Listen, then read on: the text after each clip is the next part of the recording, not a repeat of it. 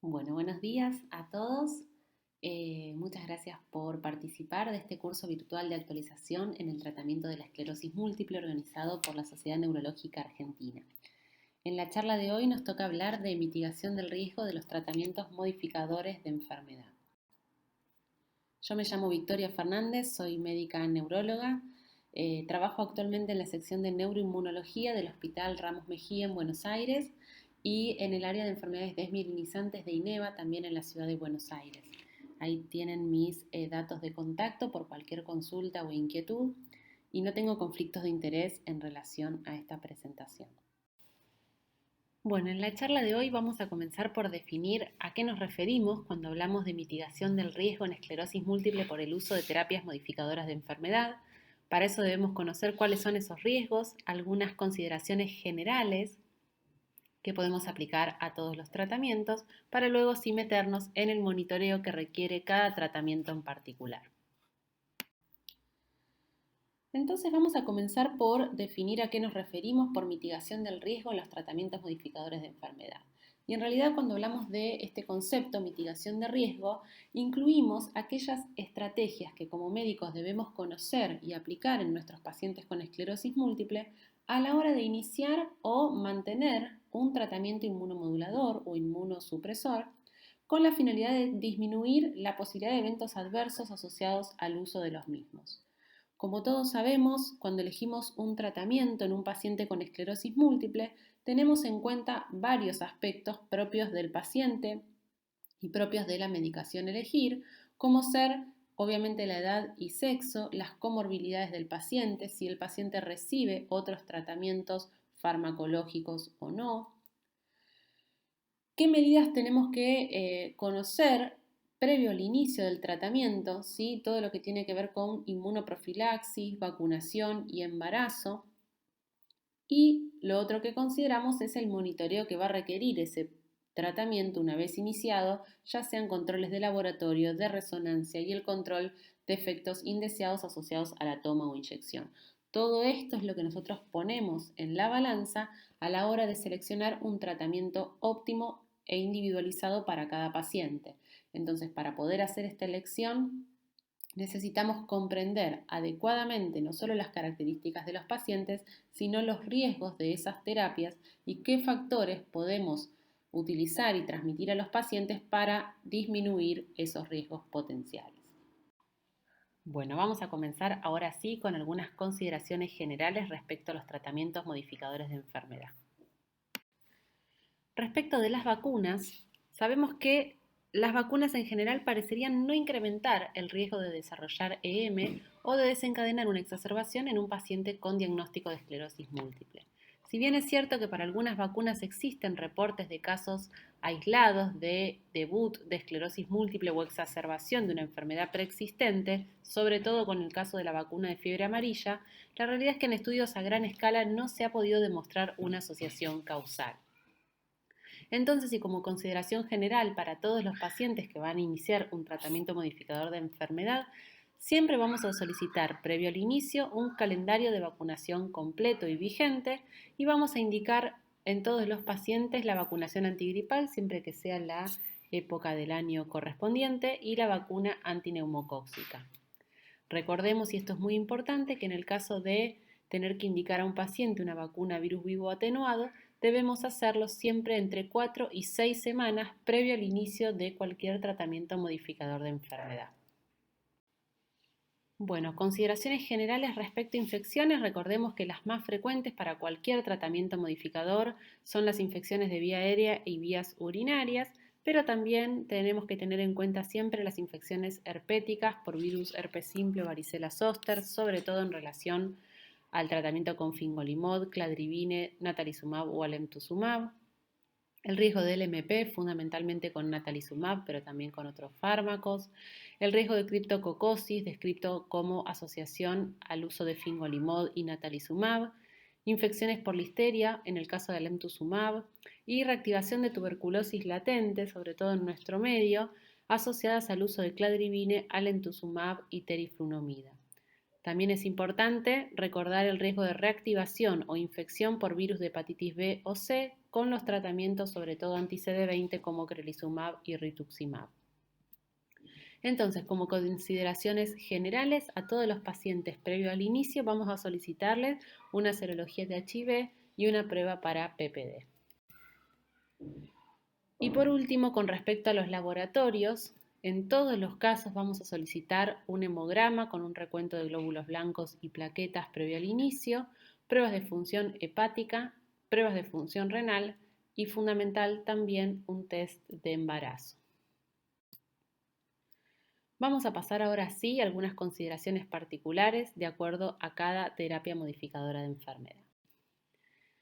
Y para eso vamos a plantear un caso clínico hipotético de una mujer de 25 años con diagnóstico de M en recaídas y remisiones, con una enfermedad benigna, podríamos decir, con baja carga lesional, con bajos predictores de mal pronóstico, en la cual vamos a elegir un tratamiento de primera línea, por ejemplo, interferones, acetato de glatiramer o teriflunomida. Entonces, vamos a repasar esas consideraciones generales, el calendario de vacunación al día, el laboratorio general. Vamos a hablar siempre con los pacientes y desde el principio sobre planificación familiar y consideraciones respecto del embarazo. Y en particular, en este caso, vamos a solicitar también un análisis de función tiroidea. En relación a los eventos adversos, es importante informarle a los pacientes respecto de las reacciones en los sitios de inyección y cómo disminuirlas, como vamos a ver más adelante, cuáles son los monitoreos que van a requerir durante el tratamiento y qué consideraciones deben tener en cuenta en caso de deseos de embarazo. Ahora, metiéndonos en cada una de estas opciones, vamos a conversar con esta paciente respecto de efectos adversos de cada una de ellas. Con respecto al acetato de glatiramer, sabemos que es una droga que se administra en inyección subcutánea diaria o trisemanal en su formulación más nueva de 40 miligramos y que los efectos adversos más frecuentes tienen que ver con aquellas reacciones que se producen en el sitio de inyección y que se presentan en alrededor del 25% de los pacientes bajo este tratamiento. Estas reacciones locales incluyen eritema, dolor, tumefacción, formación de nódulos y a largo plazo sabemos que puede desarrollarse lipoatrofia. Un 10% de los pacientes puede tener también reacciones sistémicas posteriores a la infusión, a la inyección, que se presentan como vasodilatación transitoria, palpitaciones o disnea. En este caso, entonces, lo importante y la estrategia que podemos utilizar para mitigar estos riesgos es educar al paciente en cuanto a la técnica de inyección y a hacer énfasis en rotar el sitio de inyección. Otra posibilidad también es aplicar hielo sobre la piel antes de colocar la inyección para disminuir el dolor relacionado a esta. Con respecto a los interferones, tenemos distintos tipos. Sabemos que el interferón beta-1b se administra una inyección subcutánea en días alternos. El interferón beta-1a se puede administrar por vía subcutánea con frecuencia trisemanal o por vía intramuscular con frecuencia semanal o subcutánea con frecuencia quincenal, como el caso del interferón pegilado. Y este sí que es muy frecuente y hasta en el 70% de los casos, los pacientes refieren síntomas pseudogripales o flu-like como fiebre, mialgias, escalofríos y cefalea. Estos síntomas, están directamente relacionados con la infusión, se presentan luego de pocas horas de la inyección. Además de esto, se puede presentar dolor en el sitio de inyección, eritema y prurito, como mencionábamos con el acetato de glatiramer. Estos síntomas suelen ser leves, ¿sí? Suelen ocurrir con mayor frecuencia en el primer mes de tratamiento y tienden a mejorar, pero es importante tener en cuenta que hay pacientes que persisten con sintomatología de estas características durante todo el tratamiento a pesar de llevar mucho tiempo bajo el mismo esquema. En el caso de los interferones, es importante también mencionar que hasta un 40% de los pacientes pueden presentar anormalidades en el seguimiento con el laboratorio, como fundamentalmente leucopenia, algún aumento de transaminasas y menos de un 10% pueden desarrollar autoinmunidad tiroidea, ya sea con hipo o hiperfunción de la glándula. Por eso las estrategias para mitigar riesgos del interferón tienen que ver con justamente el manejo de estos síntomas pseudogripales que incluyen la utilización de antiinflamatorios no esteroideos previos y posteriores a la inyección. Se puede tomar, por ejemplo, un ibuprofeno 6 horas posteriores a la inyección y a las 24 horas también. Volvemos a colocar frío local previo a la inyección, como mencionábamos antes, para disminuir el dolor local, abundante hidratación pre y post inyección y obviamente siempre rotar el sitio de inyección. Con respecto al monitoreo de laboratorio, requiere por supuesto un monitoreo basal, como dijimos al principio al presentar el caso, y un monitoreo de hemograma y hepatograma cada 6 a 12 meses con un monitoreo de función tiroidea por lo menos con frecuencia anual. Respecto al embarazo, ambas drogas son seguras, se pueden administrar hasta el diagnóstico de embarazo e incluso se pueden continuar durante el curso del mismo, sobre todo en el caso del interferón, que recientemente se ha modificado la etiqueta para incluir esta indicación, ya que no hay ninguna evidencia de que genere riesgo para la madre o el feto. Con respecto a la vacunación, ninguna consideración en particular, más allá de las generales que nombramos para todos los tratamientos. Bueno, y para el caso de la teriflunomida, que es una medicación oral que se administra en una toma sola por día, los efectos adversos más frecuentes son la alopecia y los síntomas gastrointestinales que incluyen náuseas o diarrea. También se han descrito infecciones de veria superior y algunos otros síntomas de dolores inespecíficos y también el hecho de la posibilidad de reactivación de una infección latente por tuberculosis. Es muy importante recordar el efecto conocido teratógeno de la teriflunomida en animales, por lo cual las estrategias de mitigación en este caso tienen que ver con la realización de hemograma y hepatograma durante los primeros 6 meses de manera estricta cada 2 semanas, luego cada 2 a 3 meses, siempre descartar la infección tuberculosa previa y el uso de los aminoácidos por vía oral para el tratamiento de alopecia que también tiene bastantes buenos resultados. Respecto de la vacunación, recordemos otra vez el hecho de descartar la infección por tuberculosis latente y con respecto al embarazo, por supuesto, está contraindicado y el tratamiento debe suspenderse 2 años antes de iniciar la búsqueda de embarazo. En el caso que ocurriera un embarazo no planificado bajo tratamiento, se debe realizar la eliminación rápida del fármaco mediante el uso de colestiramina. Bueno, y continuamos con el caso de nuestra paciente, a la cual le indicamos algunos de los tratamientos que mencionamos previamente, pero luego de 2 años de tratamiento ha presentado recaídas, ha progresado en su discapacidad, ha aumentado su actividad radiológica, por lo que decidimos escalar el tratamiento. Vamos a elegir dimetilfumarato o fingolimod en este caso. Vamos a repasar todas esas consideraciones generales de laboratorio, vacunación y embarazo que mencionamos al principio.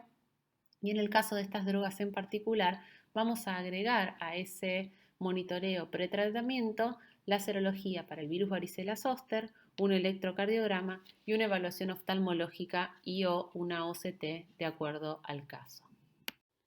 Si optamos por el dimetilfumarato, recordemos que es una droga que se administra por vía oral en 2 tomas diarias y que los eventos adversos más frecuentemente reportados en relación a su uso son los síntomas gastrointestinales y el flashing o enrojecimiento del rostro y el torso que se presentan alrededor de un 40% de los pacientes en relación con la toma del comprimido.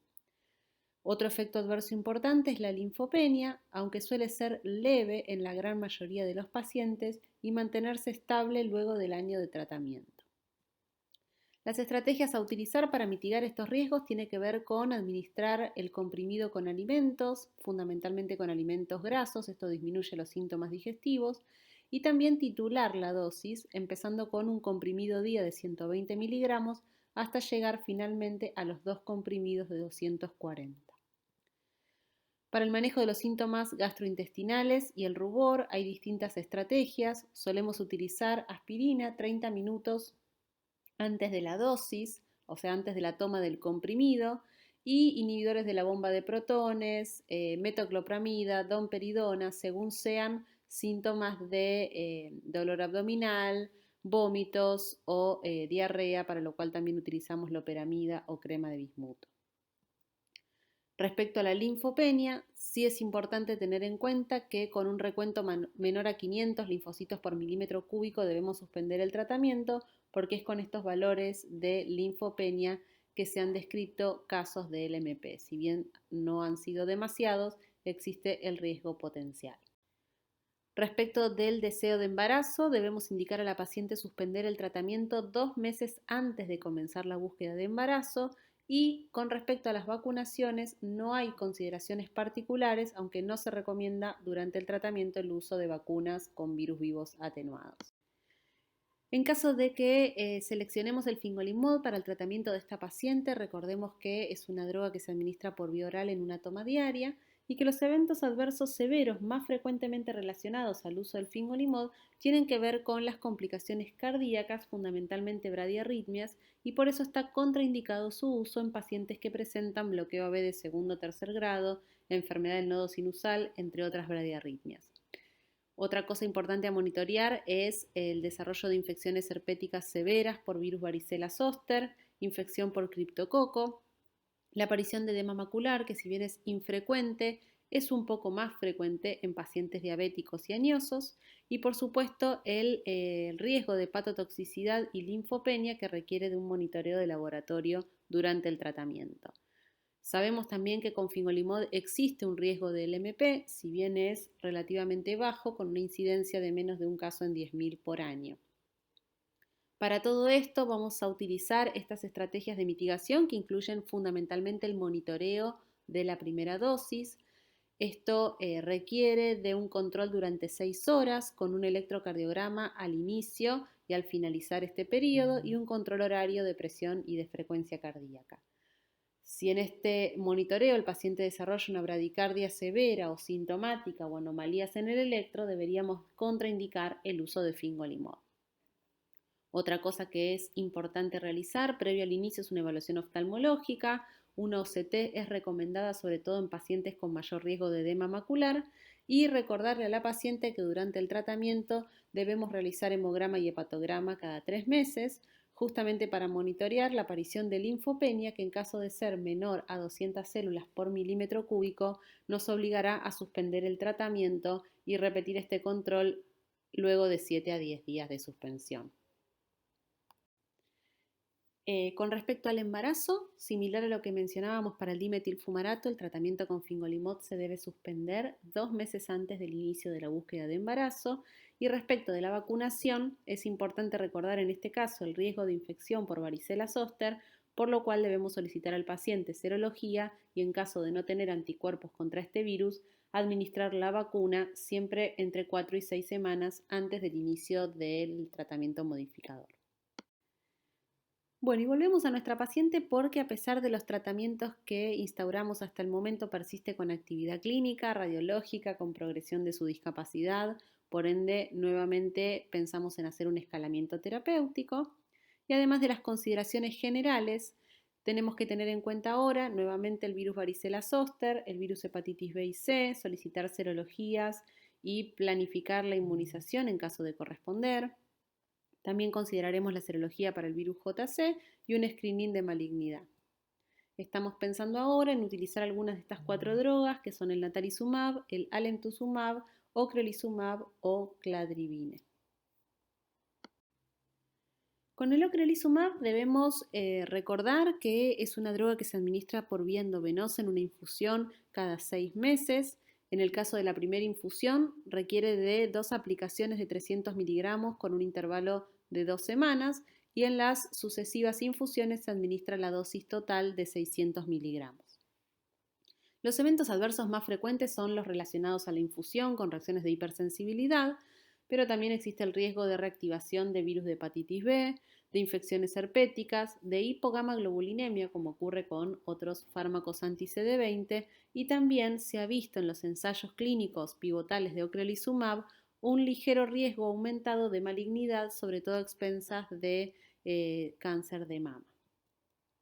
Las estrategias a utilizar en este caso tienen que ver con la premedicación con corticoides, antihistamínicos y antiinflamatorios previos a la infusión, con la solicitud de anticuerpos contra hepatitis B. En el caso de anticuerpos anticore, que nos hablan de un paciente que tiene una infección crónica por hepatitis B, debemos monitorear la posibilidad de una reactivación con la medición del antígeno cada 12 semanas. Otra cosa importante a realizar pretratamiento es un dosaje de CD19 y de inmunoglobulina basal por el riesgo de hipogamaglobulinemia y un screening oncológico. Respecto al embarazo, está contraindicado en pacientes bajo tratamiento y se debe utilizar anticoncepción efectiva hasta 6 meses luego de la última infusión o 12 meses según nos guiemos por las recomendaciones de FDA o de EMA. Y respecto a consideraciones de vacunación, como mencioné recién, es importante la protección contra la infección por hepatitis B y también contra la infección por varicela zóster, con lo cual estos pacientes, si no tienen anticuerpos protectores, deben recibir la vacuna antes de comenzar con el tratamiento. Si elegimos cladribine, debemos recordar que es una droga que se administra por vía oral, la dosis depende del peso del paciente y se administra durante 2 semanas a lo largo del curso de 2 meses y esta dosis se repite al año de la primera. Respecto a los efectos adversos más frecuentes, incluyen la leucopenia y el riesgo de hepatotoxicidad. A su vez, como es una droga con excreción renal, es importante tener una función renal adecuada antes de indicar el tratamiento y siempre tener en cuenta las infecciones más frecuentemente asociadas, dentro de las más simples, los catarros de viria superior, dentro de las un poco más complejas, las infecciones herpéticas, la reactivación de infección tuberculosa latente y la complicación o pioría de infecciones por virus hepatotropos. Respecto al riesgo de neoplasia, si bien era una preocupación al inicio de la indicación de cladribine, la realidad es que no se ha encontrado un mayor riesgo de neoplasias respecto de otros tratamientos. Entonces, previo al inicio de tratamiento, además de las consideraciones generales, debemos tener serologías para virus de hepatitis B y C, para virus varicela zóster, PPD es muy importante en este caso, descartar malignidad activa, descartar falla renal o hepática previa y tener un recuento de linfocitos normales, que debe ser superior a 800 células por milímetro cúbico para poder dar inicio al segundo curso de tratamiento al año del primero. Al mes 3 y al mes 7 del inicio del tratamiento debemos hacer un hemograma y en función de esto, sobre todo si este recuento de linfocitos es inferior a 200, debemos administrar profilaxis para infecciones herpéticas. Respecto al embarazo, recordemos que está contraindicado y la paciente debe recibir anticoncepción hasta 6 meses luego de la última toma. Y también es importante hacer la aclaración que los hombres que reciben esta medicación por su potencial efecto gametotóxico, también deben utilizar métodos anticonceptivos de barrera hasta 6 meses luego de la última toma. Respecto de vacunación, las consideraciones particulares tienen que ver con la vacuna contra varicela zóster y contra hepatitis B en caso de necesitarla. Y si bien no hay datos demasiado importantes, podría existir una menor respuesta en pacientes con tratamiento con cladribine ante la administración de nuevas vacunas. Si optamos por el natalizumab, le recordaremos a la paciente que la droga se administra en infusión endovenosa cada 4 semanas y que los eventos adversos que debemos monitorear tienen que ver fundamentalmente con las reacciones de hipersensibilidad asociadas a la infusión, pero el más importante y el más severo y el que más nos asusta es la posibilidad de reactivación del virus JC y el desarrollo del MP. En estos pacientes no tenemos dudas que requerimos de una serología para JC previo al inicio y que vamos a repetir cada 6 meses durante todo el tratamiento. Ahora vamos a hablar un poquitito del monitoreo con resonancia, con qué frecuencia debemos hacerlo. Y para el caso de las reacciones infusionales, en ocasiones, sobre todo en las primeras infusiones, el paciente puede requerir una premedicación como hacemos habitualmente con corticoides, antihistamínicos y AINES. Con respecto a la vacunación, no hay indicaciones específicas para el natalizumab y en relación al embarazo, lo que se recomienda es suspender el tratamiento una vez confirmado el embarazo y reiniciarlo rápidamente posparto, dado el elevado riesgo de recaídas post-suspensión. Sin embargo, también en pacientes con una enfermedad muy activa, se podría discutir la posibilidad de continuar con el mismo durante el tratamiento. Y ahora sí, respecto al riesgo del MP en pacientes bajo tratamiento con natalizumab, recordemos que justamente este riesgo va a estar determinado por 3 factores fundamentales que tienen que ver con la duración del tratamiento, si es menor o mayor a 2 años, el uso o no previo de inmunosupresión y por supuesto los títulos de anticuerpos anti-JC y el índice de ese título de anticuerpos, ¿sí? Aquellos pacientes que tienen un mayor riesgo son los pacientes con un índice alto, uso previo de inmunosupresión y un tratamiento mayor a 2 años que requieren de un monitoreo con resonancia de seguridad cada 3 a 6 meses. El resto de los pacientes en general se controlarán con resonancia de acuerdo a la actividad de su enfermedad y en todos los casos siempre repetimos el JC cada 6 meses con medición del índice. Y ya para ir terminando, con el uso de alemtuzumab debemos tener en cuenta que los eventos adversos más frecuentes también son los asociados a la infusión. Alrededor de la mitad de los pacientes va a desarrollar pirexia, cefalea o rash durante la misma. Las infecciones herpéticas también son frecuentes en estos pacientes. Existe el riesgo de una infección más severa, que es la infección por listeria, que también debemos considerar. Y otros eventos adversos más particulares del alemtuzumab tienen que ver con el desarrollo de autoinmunidad humoral. Hay muchas patologías descritas en relación al uso de alemtuzumab, pero las más frecuentes son la tiroiditis, la púrpura trombocitopénica y el síndrome de Goodpasture. También existe un riesgo aumentado del desarrollo de algunas neoplasias, como el carcinoma papilar tiroideo y las neoplasias de cuello uterino asociadas al virus HPV. Y en los últimos años se ha incluido en la etiqueta de esta medicación el riesgo de desarrollo de stroke isquémico hemorrágico o incluso disección carotidia, así que esta es otra de las consideraciones particulares a tener en cuenta con el uso de alemtuzumab. Las estrategias a utilizar tienen que ver con la premedicación durante la infusión, el aciclovir, que también se utiliza durante la administración del alemtuzumab, y el monitoreo rutinario de laboratorio con hemograma mensual durante 4 años, con perfil tiroideo cada 3 meses durante 5 años, con examen urinario y con el control ginecológico anual para descartar infecciones por HPV. El embarazo está contraindicado durante el tratamiento y las pacientes deben recibir anticoncepción hasta al menos 4 meses luego de la última infusión, es decir, la del segundo año. Y con respecto a la vacunación, no hay muchos datos de eficacia de las inmunizaciones y se recomienda, como en todos los casos, evitar vacunas a virus vivos atenuados. Bueno, y ahora sí, tratando de hacer un poco un resumen de toda esta información que vimos hoy, es importante tener en cuenta que al momento del diagnóstico de esclerosis múltiple o antes del inicio de cualquier terapia modificadora de enfermedad, debemos revisar en todos los pacientes que su calendario de vacunación esté completo y vigente. En todos los casos, solicitar PPD y serología para HIV. En todos los casos, administrar la vacuna antigripal y la vacuna antineumocóxica, esto de acuerdo a los periodos en los que estas vacunas se suelen aplicar en la población. En caso de que tengamos que aplicar otras vacunas, como la del virus varicela zoster o la que fuera a virus vivo atenuado, siempre tener en cuenta de hacerlo entre 4 y 6 semanas antes del inicio. Y en el caso de vacuna de hepatitis B, recordemos que son 3 dosis y si existiera el riesgo de que la droga que vamos a administrar disminuya la respuesta a la vacuna, también es recomendable administrar, aunque sea la dosis 1 y 2, antes del inicio del tratamiento.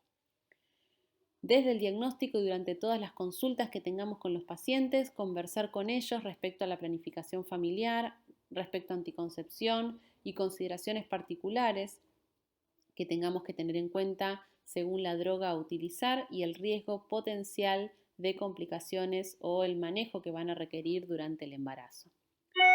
Y recordemos por último que el monitoreo durante el tratamiento obviamente depende y es específico para cada uno de los tratamientos modificadores de enfermedad, pero en todos los casos incluye laboratorio y en algunos casos como el natalizumab también una resonancia de seguridad. Bueno, estos son algunos de los artículos que les recomiendo para complementar la información de esta presentación y también tener en cuenta el revisar las etiquetas de los fármacos que nos dan mucha información sobre sus efectos adversos y potencialmente la manera que podemos controlarlos y disminuirlos. Bueno, espero que les haya resultado útil y muchas gracias a todos por su atención.